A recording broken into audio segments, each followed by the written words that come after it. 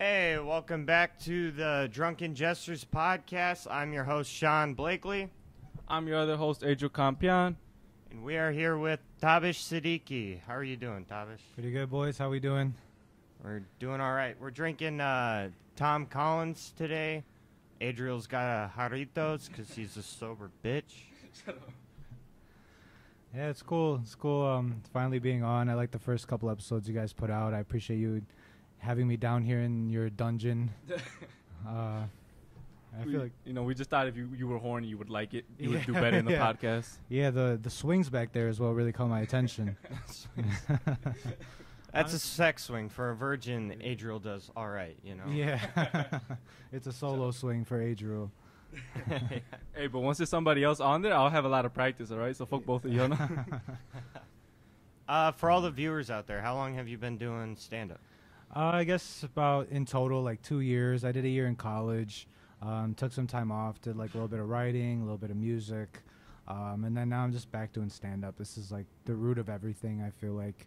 I just love writing. I love jokes. So I'm just happy to be back doing this again. And yeah, it's like just a couple years pretty much. Do you remember like the first time you ever bombed bad? Like you felt it for like a week?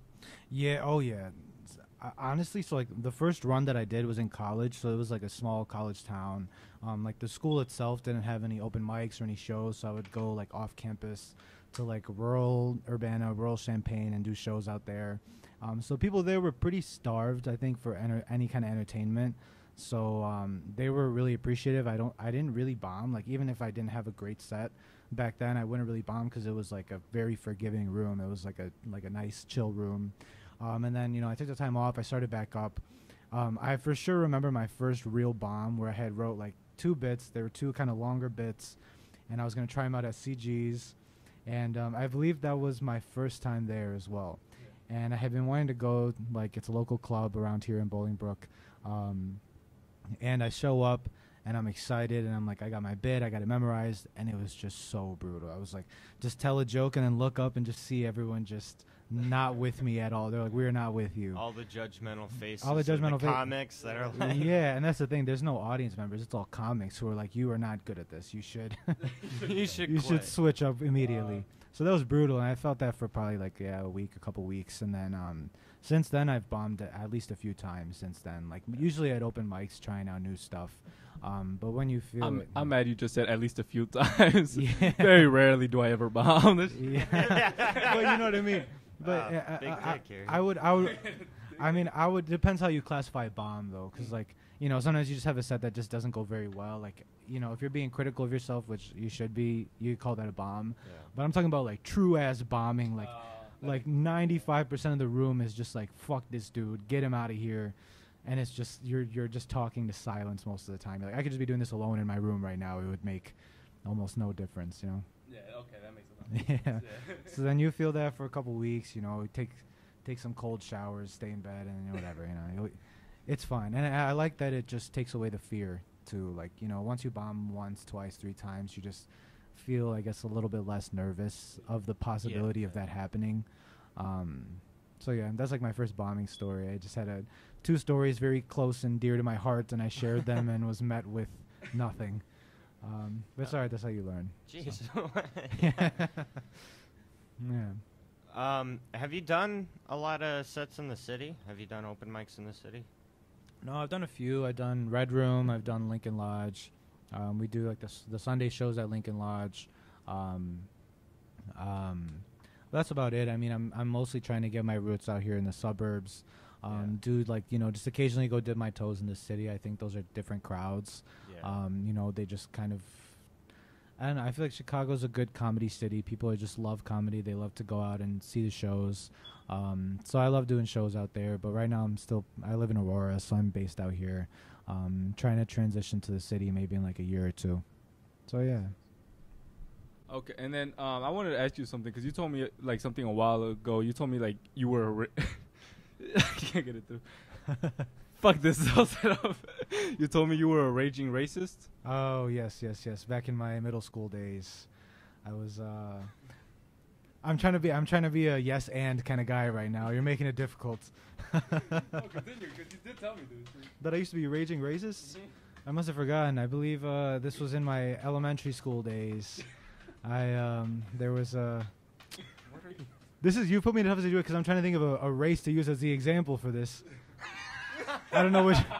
I'm trying to go along with a bit. I don't know which race to implicate right now. I mean, you advocate for Mexicans more in your set than I ever do in mine. Yeah, so you're more anti-Mexican than anyone here, man. yeah, go ahead and do it for Mexicans then.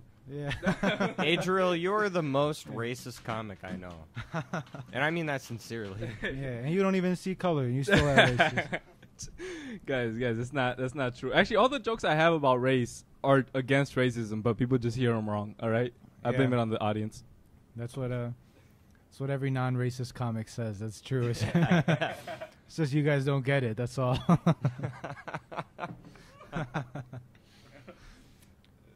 Jesus, man. What have you guys been up to? Are you hitting mics like around the area other than Mojo's or anything? I've been trying to hit the city more on like Friday and Saturday. Where have you been doing in the city? The Lincoln Lodge on Fridays and then Reggie's on Saturdays. Nice. What I was gonna say when I asked if you were hitting the city is like going off your bombing story. I feel like in the suburbs they're a lot more forgiving. Like, oh, he's new, he's figuring out. In the city, they'll heckle you, and like I hear them talk after. Like, not all of them, but they'll be like, he should just fucking quit. Jesus. Fuck that guy. They don't give a shit. If you're not funny, they don't give a shit. It's like a comedy city, man. It's like, New York, LA, and then I would say Chicago, Yeah. So it's like people don't fuck around. They're like, you better bring jokes and you better make us laugh because there's 40 other people who could make us laugh. So just here today. Well, I'd say that like I think Chicago's dropped down to 4th now that Austin is there. Oh yeah. I think Austin took 3rd place. Yeah, Austin's been accumulating quite the roster down there. I don't know. I mean, nobody famous has come from Austin, I don't think.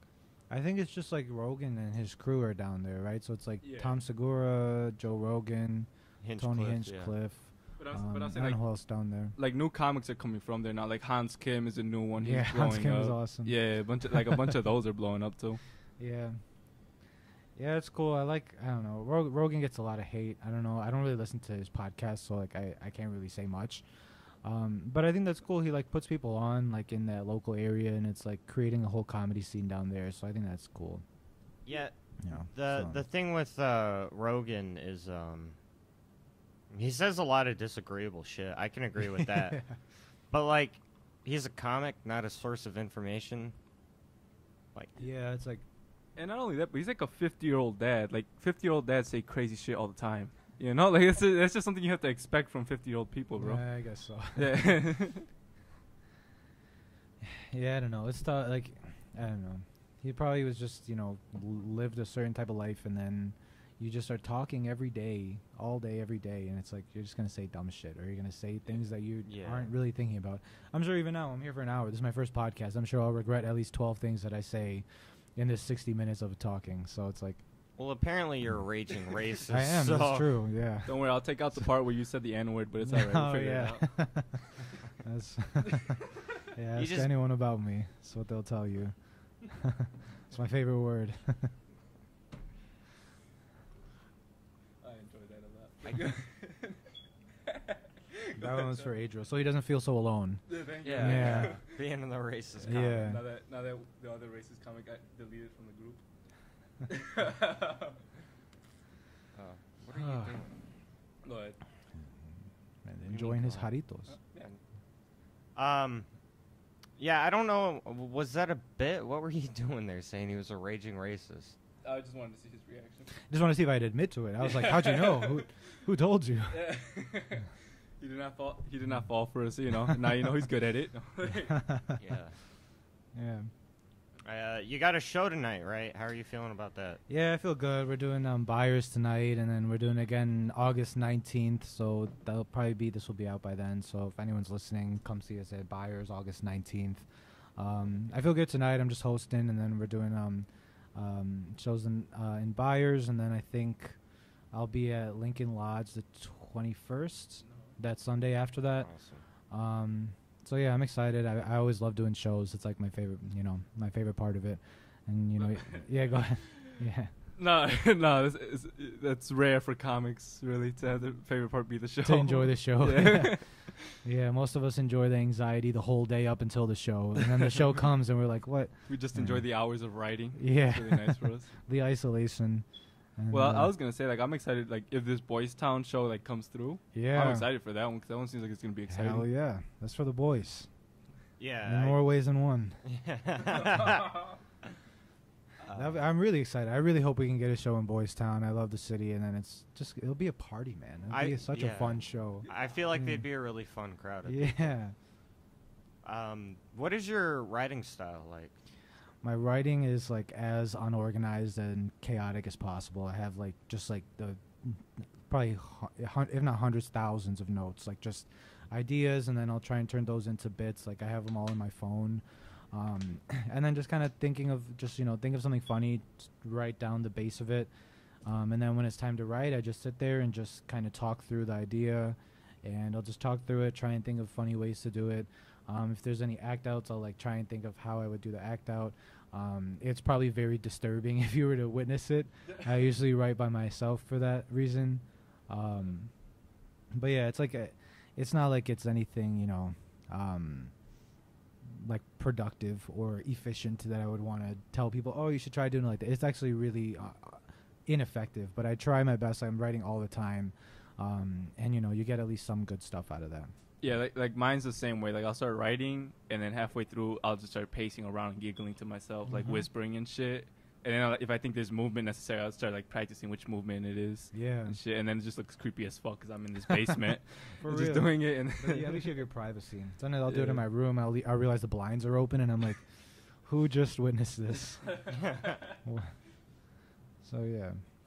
Sometimes I'll be doing that, and my dog's like staring at me judgmentally. I'm like, shut up, you stupid dog. Yeah. Man, I need a dog. Adriel, your dogs are so nice. I love your dogs. Thank you. We have one caged up right behind us. Yeah, I'm gonna get you out of there. No. After the She's, show. No. no. She's Mexican. She doesn't get out of cages.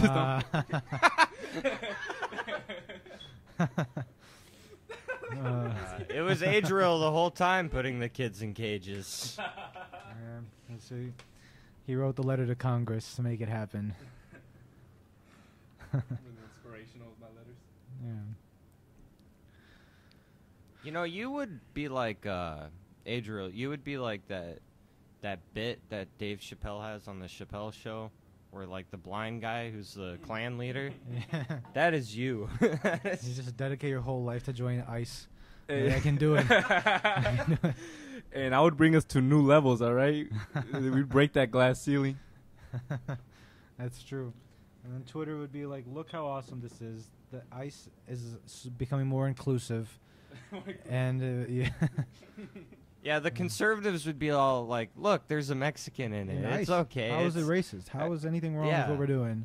And then the liberals would be like, Adriel's a piece of shit. And I would have to agree with them on this one. It'd be like, Well, I remember I had a bit about what's it called? It was like I had the Obama bit where it was like I was talking like I was like saying how like Obama was a great president and shit like that. That's how the bit starts, and it turns, and this one dude just started yelling at me. He's like, "Traitor, traitor!" And it was like, I think was it a Mexican guy? No, he was white. Oh, he was white. Oh, never. No. What the fuck was he calling me traitor for then? I thought it was a Mexican guy this whole time. He was just a white conservative guy that Yeah. hated Obama. He thought They're you- everywhere. he probably thought you were white. Maybe he had the same condition. Maybe he was also blind. Yeah. Blind mutiny. I'd beat the shit out of any other blind guy. I had just enough vision for it. Man. You remember then like the first time you killed hard, and then you like remembered and you're like, holy shit, Yeah. I'm doing this forever. Yeah. I think honestly it might have been like the first time really killing might have been at an open mic when I was younger, like in college. Just like 5 minute set, just killed. I didn't have too many of those at that time, so it was I really loved it. And I was like, this is just, I gotta just keep trying to get that again. And then now, like recently, that first Buyers show was killer. Yeah. Sonya, you weren't with us yet at that point. That was I think in April that we had that one. Yeah, that's back when things were going great, the golden days. Yeah. Yeah. I came by and screwed everything. That was when the dream team was still intact. Not David G. Me. I screwed it all up. Oh man. Nah, what's it called? Yeah, no, that buyer's one was something fucking different. Yeah. Man, I'm sorry. I just keep looking at the dog. I've been. don't look at. Ignore it. I can't. No, it's in a cage for a reason. Me and my brother have been so obsessed trying to get a dog for so many years, and like we can't. So so my mom is like scared of dogs, so that's like a big thing. She just doesn't want them anywhere close to her. My sister's allergic to dogs, and then we're Muslims, so like it's like I guess you're not supposed to have a dog. It's like not really a big deal, whatever. But it's like all these things, so then we just can't wait. Yeah, it's not like you're not supposed to have a dog. It's like more I think that's more kind of gotten ingratiated culturally. It's like they say like dogs are like not sanitary, so it's like if a dog like licks you, then you just have to clean yourself before you pray. That's like the whole thing. So then people will say, well, it's like if it's in your house, it's gonna always be looking at you, so you can have it. So whatever. I don't want to get into all that. I'm gonna. We can if you want to. I'm gonna be ignorant here, just for yeah. Partially for the comedic value. Isn't there maybe it's not Muslims, but isn't there like a thing where you don't shower for like a month? No, you have to shower. You got to shower every day. You got to Isn't wash there? yourself 5 times a day. Five times a day. Yeah. Well, even if you don't fully shower, you got to wash your hands, mouth, face, hair, feet, all that 5 times a day. Yeah, before you even step into the mosque, What? So it's like, they take the cleanliness very seriously. I don't know who this non-showering religion is. I respect that too, but It didn't sound like it. Sean, that's just white trash, bro. What are you getting confused? Sorry, that's my people. It's your My bad. hometown, yeah. We do that. I was just hoping No, I somebody don't know. else did it too. No, I don't. I never. Maybe I don't know. Maybe there is in certain cultures, because like that's the thing about Islam is like it's all over the world. So it's like it's kind of like the core is the same, but it's kind of practiced differently all over the world. So maybe there is like somewhere that they have different things like that. I don't know, but I'm gonna get back to the dogs. This is what we got here. So, Fuck religion. We need dogs. yeah, for real. So it's like we had just been trying to get them so long, and we're just trying to convince our mom in any way, and we're not allowed to have pets in any way. We were taught like my mom's like they're dangerous or they're dirty or they're scary. So like we used to be scared of dogs and cats like when we were kids, and then you start meeting them and playing with them, and you're like, this is the best thing in the whole world. This is better than any human I've ever met in my whole life. And we've just been deprived so long. Like the only way I can compare it is like, because everyone else has dogs like their whole life. Anyone who wants a dog just has a dog. Yeah. And so it's like, imagine if like, so then when I see people's dogs, I don't know how to act. I'm just like, oh, good dog, and I'm just petting the dog for the whole time I'm there, ignoring it. I have no awareness of anything else that's going on. I'm just petting the dog, and it's like the only way I can compare it is like, imagine if you just your whole life you just didn't have a TV, and your family was like, you can't have TVs. TVs are bad. They're gonna poison your mind. You can never have a TV. Yeah.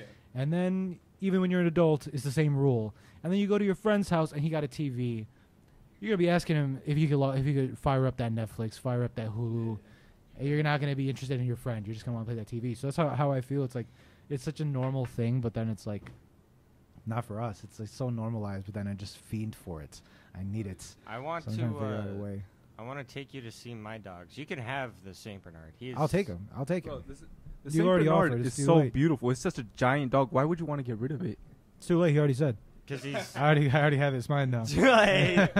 he's just he's a handful. Cujo is my German Shepherd. Cujo, he's like my boy. I've had him since I was 16, and then the Saint Bernard kind of got passed down to me, and I love him to death. He's a super gentle guy, but I'm not gonna give him up. You can't have him. You can see him. That was just a ruse. That was just It was just a ruse. to get my hopes up. Yeah. I see. Yeah, it's all right. I'll figure out a way soon. Just gotta to gotta steal get a my dog. dog. Just gonna take a dog and just put it like give it cat ears and be like, this is a big cat that I brought home. Don't worry.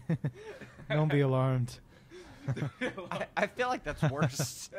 That is worse. What kind of cat? This is a baby. Because lion? my Muslim friend, he has a cat because he says they're like super clean animals. Cats are clean, and Muslims have cats a lot because it's like a Egyptian culture, and I think it's like I think there's other reasons too that like Muslims just like cats, so that, and then they feel like they can't have dogs, But- so then they get cats. Oh, go ahead. Which I love cats too. I really love cats. But Cat dogs are shit the in a best. fucking box. How is that cleaner than a dog? Well, they bury it because they bury it. So then they shit and then they cover it up. Dogs, some dogs do that too. Dogs, kinda. no dogs be doing. They'll kick their legs behind them. They'll try at least. How They'll is try. that any better? You got They'll some try. shitting in a box in your house. In your home. versus- That's the yeah. downside is that it is in your home. And even when they bury it, And them hairballs. the particles are still there. My cats never really had hairballs. But they throw up though. Cats will yak Yeah. on your. They'll wait until you've fully washed your sheets and then they'll yak on your bed. Cats are dicks.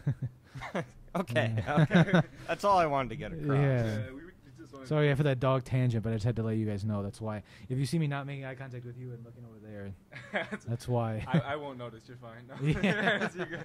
You're good. No, this I shit. do like that. Which dog would be your favorite then? I love huskies. I love beagles. I love golden retrievers. I love poodles. I love mixes. I love labs.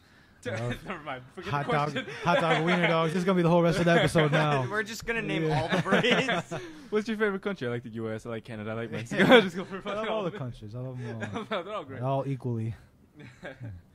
This shit. Who's your favorite comedian that like you like saw and you're like, holy shit, this is amazing? It's like it always fluctuates. You guys probably feel that too, where it's like just what's happening now. But I think my most influence. I love Donald Glover when I was like a kid. Yeah.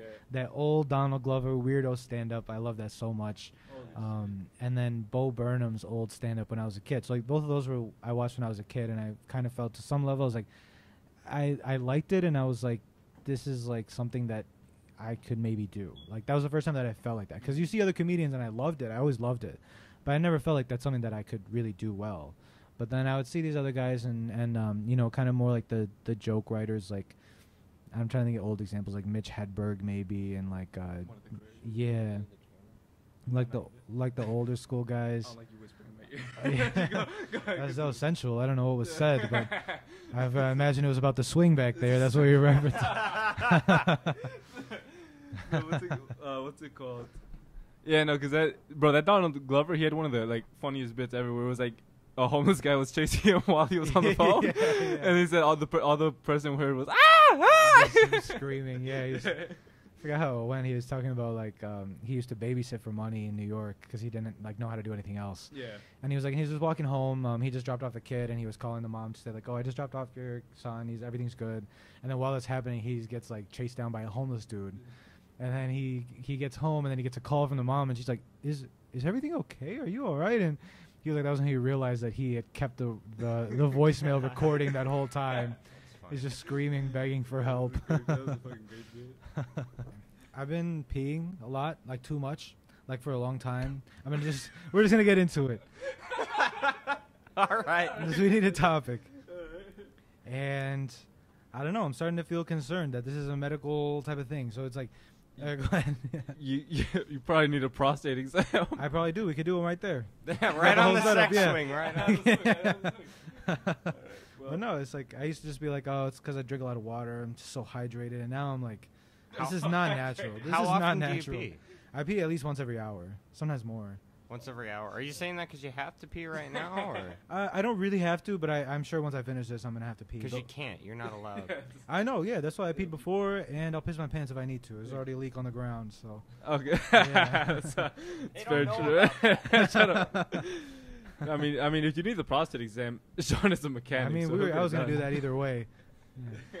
Sean is a mechanic. Like that has anything to do with a prostate exam. Cars, humans, what's the difference? It's true. Just figure out what's not working in there. Drunken. Yeah. I can check your fluids. That's what I can. It's true. This is getting too sexual for me. What's Continue. That's what the problem is the fluids. They're coming out too fast. Yeah. Just hold them in there a little bit longer. I don't know. Oh, yeah, no, that is fucked up. Yeah. Once every hour? Once Oh, every fuck. hour, sometimes more. Like if I'm at work, if I'm at work, I'll just be like working and then just kind of nervous. I'm just always nervous, and I'll just be chugging water. And I have to pee. I pee like every 30, 40 minutes at work. They must think I'm like a cokehead or something. Like I don't know, but I'm there constantly, and I'm always like, I'm not just trying to rob your guys' time and take breaks. It's just like I genuinely have to pee so bad that if I sit here another minute, I'm gonna piss my pants. Why are you chugging water if? Because I feel dehydrated. I think so. I think it's, I'm about to be diabetic because of the pre-diabetes. Oh, I think that might be what it is because I'm just so dehydrated. But I don't think so because then I don't think that that's what it is because it's like if you're actually diabetic, then you'll feel dehydrated and then you pee, and then you drink water and then you have to pee. But I don't think that's what it is. So I'm curious about what's going on. I just feel maybe I have a small bladder. I wonder if you can get bladder enlargement. Live in the age of cosmetic surgeries. Who knows? Any shady doctors out there that want to replace Tavish's bladder with a water balloon? Honestly, let's set it up. We can get you a cow bladder or something that'll get me good for a few days. A camel bladder. That's what I need. Oh, shit. Yeah, sorry for making this weird. Now I'm just talking about. No, you're good. Yeah. On that, my speaking of bladder issues, my beagle growing up, he was the first ever transgender dog. He had bladder stones, and they had to like reroute his urethra, and they gave him like a little vagina. They even I see a little bit of both. Yeah. Going on. You went from the Nice. humping to the humped. Holy, that's so That's weird. Holy fuck. That's an inspiring story for that dog, though. He should start a blog. No, he died. It was sad. I was about to say he's the Caitlyn Jenner of dogs. He was super conservative too. I don't know. That's probably what killed him. He was like, no, I can't support this. But it's kind of cool because it was the first time they ever did a procedure like that, and he like went Yeah. down in the medical books. So That's cool, man. he got like a little. I mean, but it was a Made it was history. a failure. He died. Can't talk to the mic. Oh shit. He didn't die during the surgery. Oh, well, that's good. It was after due to complications of the surgery.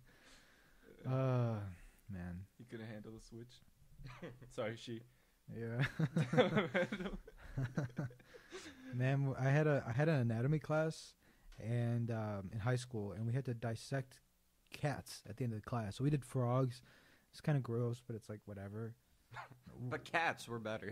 Cats, yeah. He was taking all his anger from not having a dog. No, no, the cats were not better. The cats were so much worse. They were in like these weird sealed up vacuumed bags, like I'm trying to think if you ever buy like a sip of weed, like how it comes in like the vacuum sealed bags. It's like it was like preserved, and it had like this weird liquid inside that smelled so bad that's like preservatives, I guess. So its body didn't like start decomposing. formaldehyde? Formaldehyde, yeah. Pickled So the so the pickle juice in the bag, and they would just be like, all right, open it up and slice that bitch open, and they would give us minimal instruction. And we were kids, man. I was like 16 years old. I was still scared of cats at this point, I think. So I was like, I didn't not want to touch it, and I want to get near it. And yeah, and we just sliced it open, and yeah, after that, I was like, I think I'm a dog person now. I think I like dogs. Can never look another cat in the eye. No. I've murdered your kind. I mean, I dissected a frog in 7th grade. I remember the That's too fucking- young. Huh? That's too young. Not for me. I'm a psycho. For a frog. No, that's still too young, man. You shouldn't see the insides of a living thing Sean was Until you're lived an in a adult. trailer park. He was dissecting everything for free. for food. No, but I dissected the frog, and I remember like you had to like push the shit out of the colon or whatever frogs have, and I pushed it out so fast it fucking flew and hit my partner, which was like a girl I had a crush on. Just fucking splattered on her chest because I went so fast with it. And she's like, ah, and then I popped the eye out too because I wanted vengeance. How did it work out between you two after that? Well, he's still virgin, so. What's that? Did I steal that from you, or were you gonna say that? Yeah, that was gonna be my punchline, you fuckface. You just dunked on him instead of giving him the punchline. Fuck you. Fuck you. I'm gonna leave this podcast to Yeah. YouTube. I remember that with the frogs, that was like a part of the experiment, that they were like, it's going to be filled with poop. Yeah. And it's going to be remnants of like flies and weird bugs.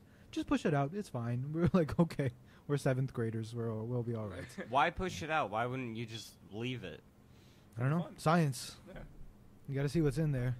And I remember mine was my teacher. She's like, go ahead and take out the eyes if you can. She's like, I bet you none of you will be able to. And I went into it so violently, trying to get vengeance. Yeah, because he could see more than you could. Fuck that frog up. So, what's your favorite joke that you have? My favorite joke, I don't know. I think my favorite, my favorite. Them all. I hate them all. Yeah, it's all about what's new, what's next. But I think out of the ones I have now, I posted it on Instagram, so I could just say it doesn't matter. Like the tweet, I think it's just a nice one. It's just a nice little clever twist where I just say, oh, it's a tweet. Said too many Muslims in this country. That was the whole tweet. Oh, yeah. Yeah, too many Muslims in this country. And but I looked closer and I realized that he's the wrong form of two. So it's like he was making a toast. Yeah, thank you, the random guy with the 7 fault, whatever. So I can riff on it a little bit. Yeah. But that one usually always gets a big laugh because it's like just catches people off guard a little bit. And then it's fun. It's like that's like a real tweet that I saw, and it's like just like a fun joke. So I love that one. I think it's my favorite. Well, out of all of us, like in the what's it called? Like in all the shows we've done, I've seen you bomb the least. The least? Yeah, like you, cause like the first time that you bombed, I remember we all started celebrating. You guys are all waiting just. Yeah, we were all, the first time I bombed, you were headlining. The first time I bombed at one of the 2C's shows, that was my first time headlining. I did 20 minutes. And I watched everyone go one by one and bomb one at a time. You guys, it actually wasn't that bad. I think it was like not good. You're too nice. No, it wasn't great. It wasn't good. Yeah. It wasn't good. It was just not the worst it could have possibly been. But yeah. Regardless, so you guys all go up, and it's like when you're going last or towards the end, you kind of get an idea of the crowd just from who's going before you. Yeah. So I'm already kind of nervous. I had the back sweat that day, like usual. And yeah, I go up and I'm just bombing. And I was thinking about it, I was like, I could just go early, but I feel like you got to finish your time. You know, you're doing a job, so just do your time. And also, fuck them, dude. I prepared 20 minutes. They can listen to 20 minutes. And also, you were closing, so it's not like anyone had to follow you afterward. Yeah, it's not like I was holding anything up, really. And then it's like, because of the shows, like, we get booked for time, so it's like I don't want to do less than the time. But then I remember just feeling like, oh, my God, after every joke, I would just, and these are reliable jokes that almost never, that really never bomb. Yeah. And just one after another, bomb. And I'm just telling a joke, looking up, smiling, seeing no one laugh. All right, let's continue. And then just doing the next one. And then the only laughs was just coming from you bastards and Xavier waiting until there was no laughter. And then you would laugh. And then I came back and you guys were all just clapping, waiting for me. Like, good job. Good shit. I feel like you bomb probably the least, but when you bomb, it's bad. It's like bad. You handle it the worst. Like you can see the panic in your face. Because I'm not used to it, and it's I'm like not used to bad. No, because here's the thing: is like you can bomb like certain bits, but then it's like if you're bombing, I feel like I have things that it's like this part bombed, but then let me get it back. Yeah. But then when you do the let me get it back, and you're not getting it back, then I'm like, well, I have no tricks left. That was all I got. So let's just power through, and hopefully you like what I end up saying later. But yeah. Yeah, no, I remember we were all laughing like crazy because your back sweat. It was just like it was just a puddle back there. Actually, it was brutal. I have a picture. I don't know if you guys can edit pictures into the podcast. We will. Yeah. Also, I was almost. Can't edit shit. Shut up, Sean. Shut up. I've gotten better at it. See the new Vatos Assemble podcast. See how good I've got it. Yeah, Vatos Assemble is a good podcast too. I like that one. Dang, what was I saying? What were we just talking about? Back sweat. Oh, the back sweat, of course, yeah. So the Xavier took like 2 or 3 pictures behind me, just posing, smiling with the back sweat. We gotta edit those in. I was almost crying, laughing, and I got in the car. I didn't even realize I was that sweaty. This is like, you know, that's a normal Tuesday. Yeah. And then the worst part is Xavier will post these on his story and shit. All of those. Do you want to? I had a real bad bomb on Monday that was the first time I ever got angry at a crowd. If you want to hear, yeah. It was at WC Social Club, and I was doing material. Like a good couple of those jokes were reliable jokes that I'm still kind of working on, but they've worked every time I've done them, you know. And I was getting nothing. And then I had some shitty, stupid one-liner I thought of at work. Yeah. And I was like, I'll just throw that in at the end.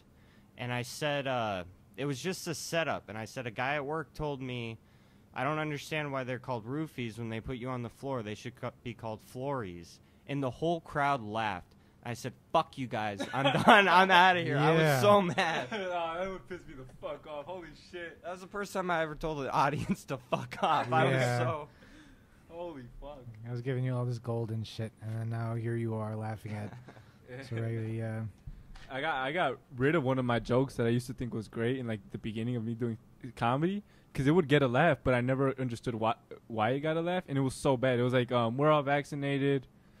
And it's like, it was like my uncle told me, don't get the vaccine, it'll make you autistic. And then my joke would be like, what does it matter? I'm already blind. And then that was it. That was the only punchline, right? It wasn't clever enough, wasn't all that. Yeah. And people would laugh. And I'm like, this joke's not good. This is trash. Why do people like it? Yeah, I have a feel like that too, where I'm like, this is just not really a very good joke. Yeah. But then people enjoy it every time. It's like, why? What do you like about this one? But I think it's hard for us because we do them so many times that it's like we just get sick of it. Cause you're like, I've already gotten the laugh from this so many times. And it's like, even if you get it again, you're like, I'm bored of this joke now. Yeah, so it's like, and especially you, like, you're newer and you're like, you know, like younger. So you're going to just keep getting better quickly at this age. So it's like, that's probably, I mean, yeah, I mean, we've seen it. Like, both of you guys are clearly getting much better at quickly. So it's like, don't lie to Sean. No, I'm not lying. I'm not lying. But it's because at least I'm doing it. Yeah. But like, that's what it is, because you guys are doing it. So that should happen. Yeah. Where you're looking at the old chain, you're like, this is fucking garbage, dude. You cringe. You're like, why was I saying any of that? Yeah. And then you just keep getting better. So yeah. Well, I'm learning too that with just podcasting. Yeah. Where it's like I'm trying to like learn, because like the first ones I was doing, I'm like, these are like I'm a nuisance. Yeah. Like I was annoying myself. I'm like, I gotta get better. That's how I feel today. This is my first podcast I've ever done. I don't know if I said. Yeah, no, I want to shoot myself in the head right now, but continue. I think you're doing I keep great. looking at the clock, waiting for the hour to be done. There isn't a clock though, because we're in a blind guy's basement. He's got no use for a. There's a timer right over there too. I can imagine. It's off. It's off. You point out the one clock and it's shut off. Yo, do you guys know the Terminal 5 guys? It's like Yazid, Zayd, Eunice, Rami, Momo. I just saw the show in Chicago last night. They killed it. It was awesome. Yeah, it was like it was a Madison Street theater. They had like a small room in the theater. It was like an intimate show, just like a showcase. Them going one after another. They had good guests. Those guys are killers, man. That was an awesome show. All 5 of them, or I think it's 6 now, right? It's 6 now, yeah. All 6 of them are fucking hilarious. One of our friends is a super fan, and she just kept doing it like every week. Kat.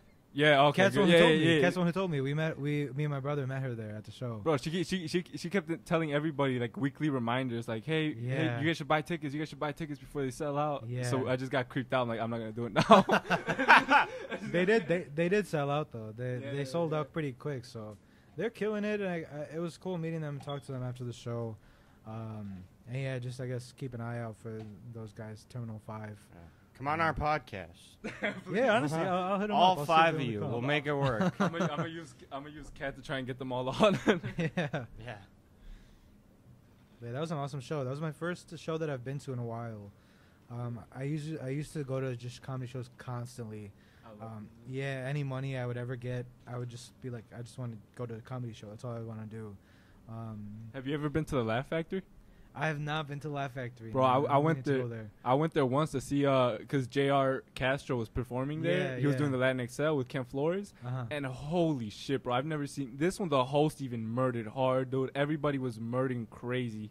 Like I've never seen a show where every single person kills harder and harder and harder like that until they reached Ken Flores, and he just I want to get that good by 5 years, bro. Oh my god. Yeah, how long has he been doing it? 5 years? I think so. Yeah, 5 years, and he just pure crowd work, just like 30 minutes of crowd work and destroying. Yeah, he's a monster, dude. Yeah. Every time I've seen him, he just kills. Didn't he sell out in a theater in Aurora? Copley Theater. How many seats was it? Do we know? 300 seats, and he sold it out. Talking to the mic. Oh, I'm just answering your questions. This is you Make an effort. Yeah, no, it was 300 seats, and I listened to I'm not gonna say what he said on his podcast. You guys could listen to talking my shit, but he was like explaining his experience there and shit. And it was insane. Yeah, man, that's awesome. Yeah, no, it's Like, what's your favorite part about comedy? My favorite part is just that connection, I think, where it's like you're on stage, you have something that it's like the topic, even if you're saying about it in a joking way, you're not talking about it really fully genuinely, it's like still the subject or the topic or something is something that you care about in some way.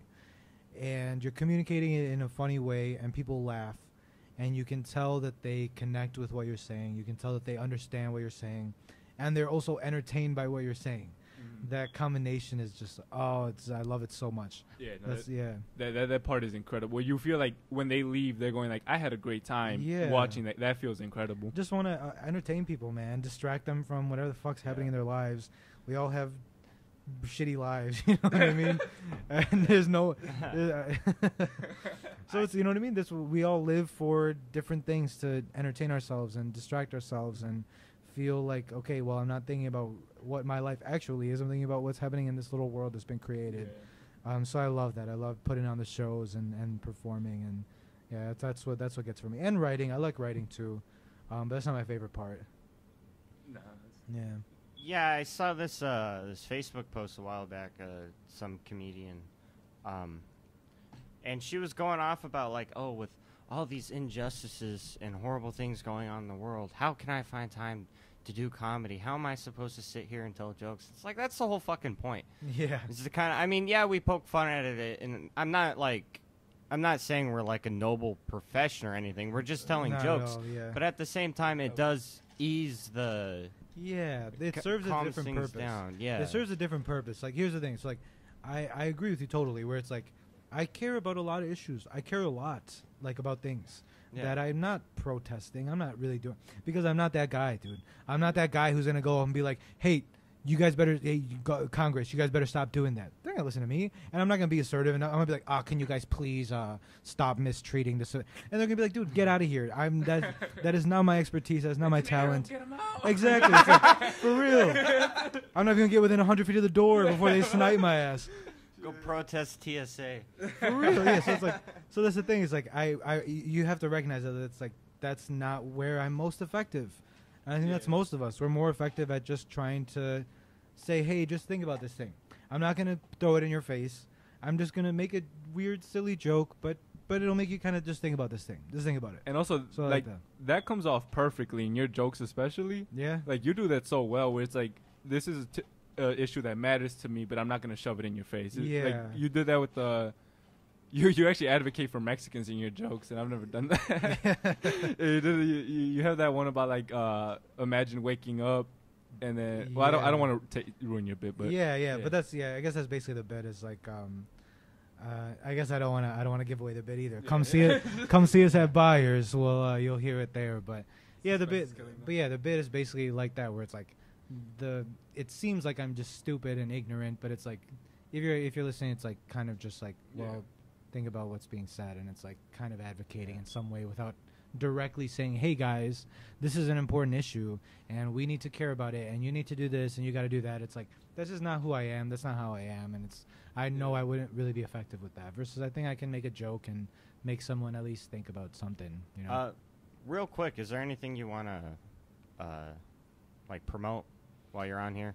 Promote, I guess, Instagram. You guys will probably tag me on Instagram when you post it, but it's just my name. We'll put it in the description. Yeah, it's just my name, at Tabish Siddiqui.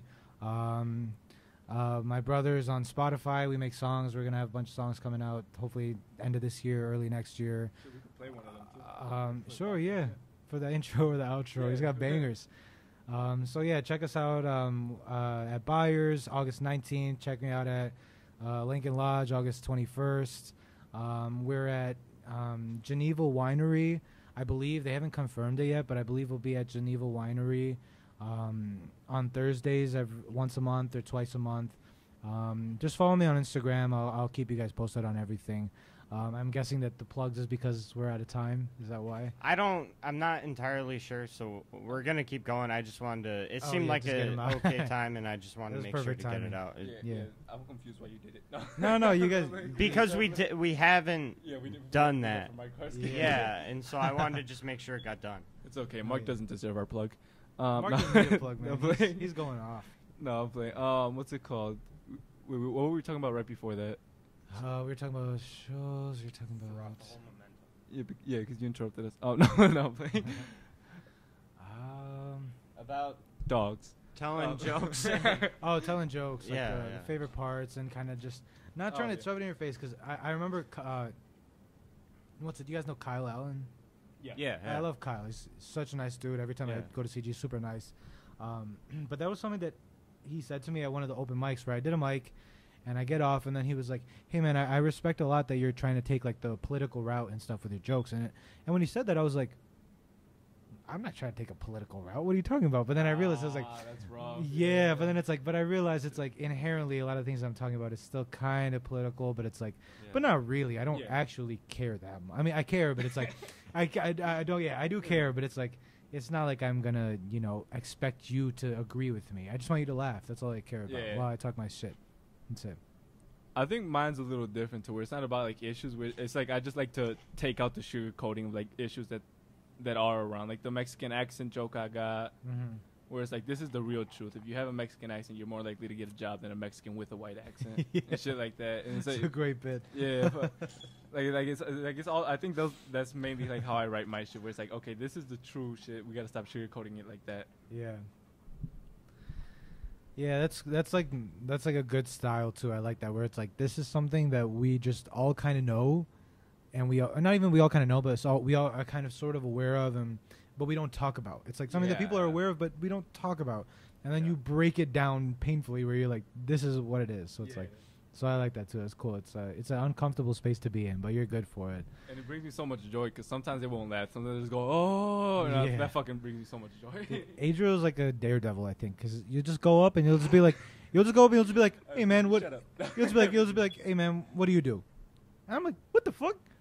That's crowd work. That's called crowd work. No. But here's the thing. It's like it's not just like a little bit. It's like sometimes you'll do like a whole set, just mostly crowd work.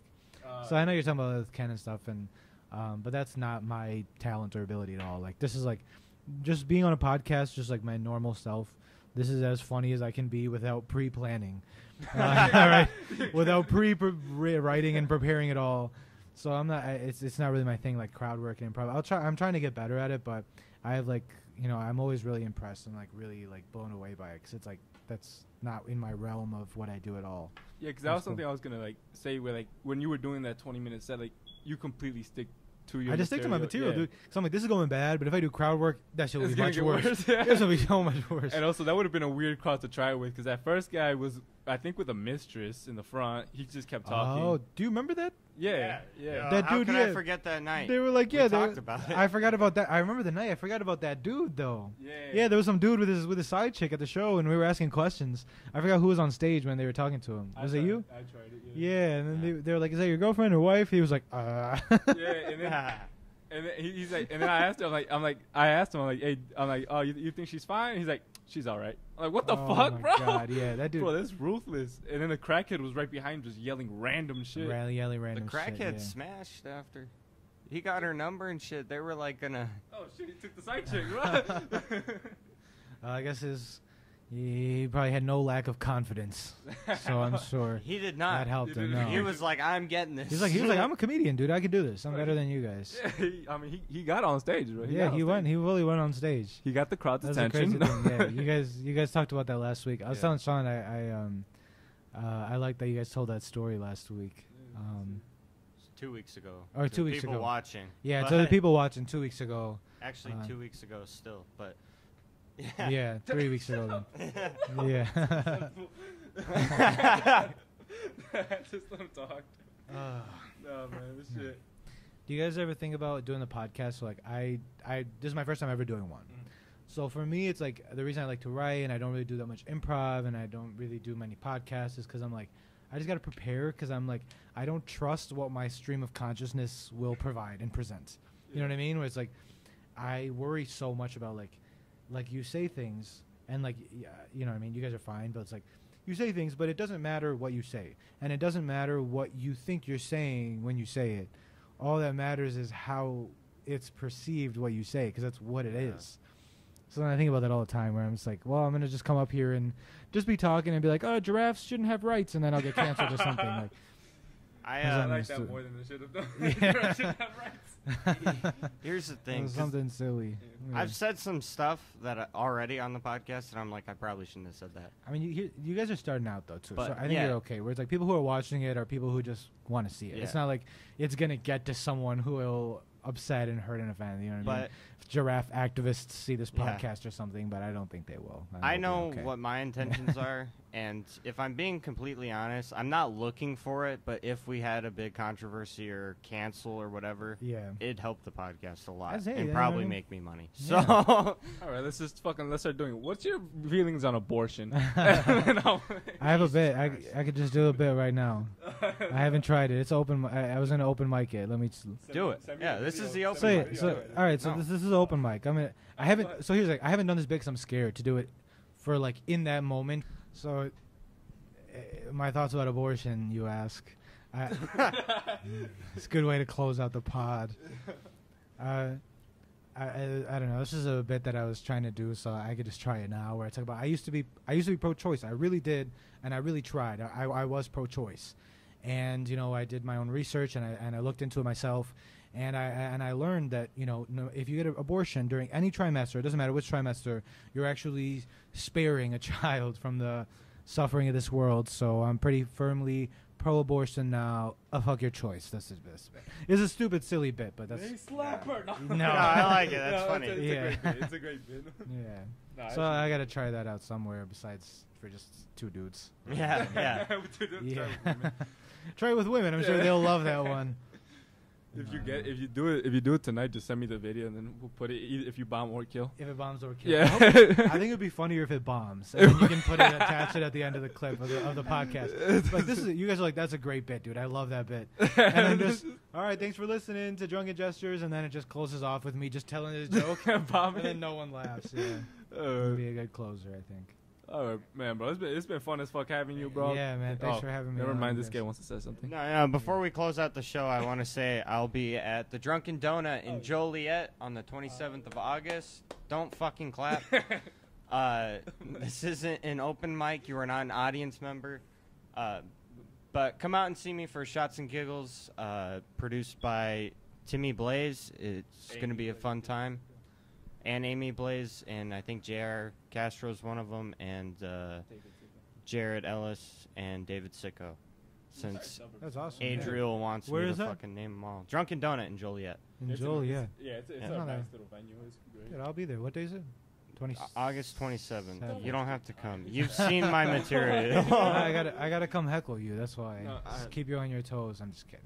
No, it is a fun room in this shit. I'll try and make it, man. That sounds cool. I'm not sure actually what shows I'll be doing this August, cause I don't know. But look at my Instagram at Compion Comedy. We'll see what happens. Follow Adriel. Shows. Thank you. I'm the greatest you'll ever see. That I won't. All right, bro. It's been fun as hell having you, man. We've been the Drunken Jesters podcast. Thank you for drinking with us. Yep. Thanks, guys. Yeah. That's cool, man. Thanks for having me on, guys.